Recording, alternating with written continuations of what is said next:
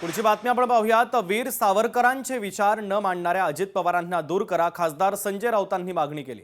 सावरकरांचे विचार मानत नाही तर सरकारमध्ये का ठेवता, संजय राऊतांनी सवाल उपस्थित केला। तर भाजप दुतोंडी असल्याची टीका देखील राऊतांनी केली। त्यावर आता मंत्री बावनकुळे यांनी संजय राऊत यांच्यावर जोरदार पलटवार केलेला आहे, पाहूयात। वीर सावरकरांचे विचार न मानणारा एक नेता तुमच्या पक्षामध्ये सरकारमध्ये बसलेला आहे, आपले मंत्री घेऊन, आणि तुम्ही नुसतं त्यांना पोकळ सल्ले देताय।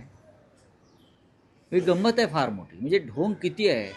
भारतीय जनता पक्ष हा दुतोंडी गांडूळ आहे, दुतोंडी गांडूळ, दोन्ही बाजूने वळवळतो। सावरकरांविषयी तुमची एवढी भक्ती आणि श्रद्धा असेल आणि तुमच्या सरकारमध्ये एक अशी व्यक्ती बसली आहे, त्याला तुम्ही रोज ज्ञान देताय, सावरकर सावरकर सावरकर। काल दिवसभर सावरकरच चालले होते। अजित पवारांना सावरकरांचे विचार मानावे लागते। अरे नाही मानत तर मग सरकारमधून दूर करा। महाराष्ट्रामध्ये कोण दुतोंडी आहे, कोण चारतोंडी आहे, कोण पाचतोंडी आहे आणि कोणी आठतोंडी आहे, हे महाराष्ट्र जनतेने बघितलं आहे। उभाठानी काँग्रेससोबत काँग्रेसच्या विचाराची अनेक वेळा संगनमत केला आहे। मी वारंवार सांगतो की एखादी नगरविकास आघाडी, एखादी ग्रामविकास आघाडी तयार होतं डेव्हलपमेंट करता, ती त्या स्थानिक लेवलची असतं। पण भारतीय जनता पार्टी कधी विचाराच्या विरुद्ध आपला पक्ष कुणाच्या वेठीस बांधत नाही। भाजपनं काही ठिकाणी मित्रपक्षांसोबत युती मुद्दाम तोडली। भाजपला सर्वच राजकीय पक्षांना संपवायचंय। प्रकाश आंबेडकर यांनी आता थेट भारतीय जनता पक्षावर तोफ डागलेली आहे। कुणालाही मतदान करा पण भाजपला नको, प्रकाश आंबेडकरांनी मतदारांना आवाहन केलंय। जो काही वाटाघाटीतला अनुभव आहे, चर्चेतून असताना जे काही घडलं, त्यातून एवढंच मी सांगू शकतो की सत्ताधारी पक्षाने आमच्याशिवाय इतर कोणाशी युती होणार नाही अशीच भूमिका घेतली।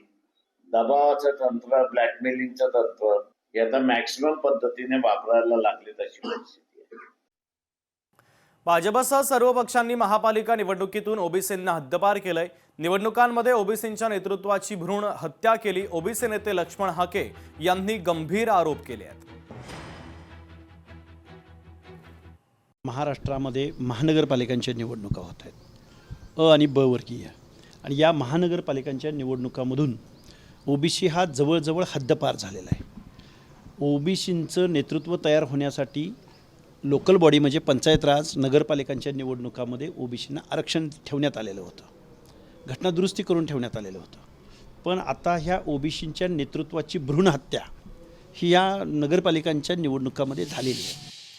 कोल्हापूर पालिकेसाठी काँग्रेसनं जाहीरनामा प्रसिद्ध केला। जाहीरनाम्यात महिला आणि विद्यार्थ्यांच्या सुविधांवर भर देण्यात आला। महिला आणि विद्यार्थ्यांना केएमटी प्रवास पूर्णपणे मोफत, नागरिकाला उपचारासाठी 10,000 रुपयांची तातडीची मदत, शहरातील झोपडपट्ट्यांसाठी मॉडेल वस्ती संकल्पना राबवणार, विद्यार्थ्यांसाठी छत्रपती शिवाजी महाराज नॉलेज सेंटर उभारणार, महापौर गुणवत्ता शिष्यवृत्ती सुरू करणार, शहरातील फेरीवाल्यांसाठी स्ट्रीट वेडिंग झोन तयार करणार, महापालिकेच्या आवश्यक सेवा नागरिकांना घरपोच मिळणार, नोकरी करणाऱ्या महिलांच्या मुलांसाठी 10 सुरक्षित आधुनिक पाळणाघरं उभारणार, असे सगळे मुद्दे या जाहीरनाम्यात मांडण्यात आलेले आहेत।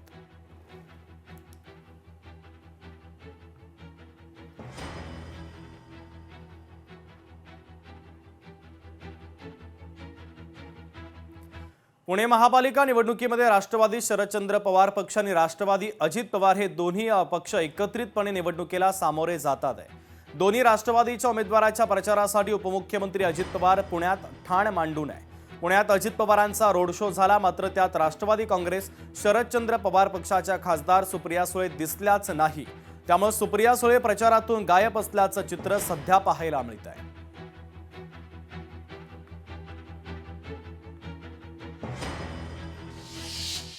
चंद्रपुरातील भारतीय जनता पक्षाच्या सभेला मुनगंटीवार अनुपस्थित होते। मुनगंटीवार यांच्या अनुपस्थितीमुळे आता चर्चांना उधाण आलंय।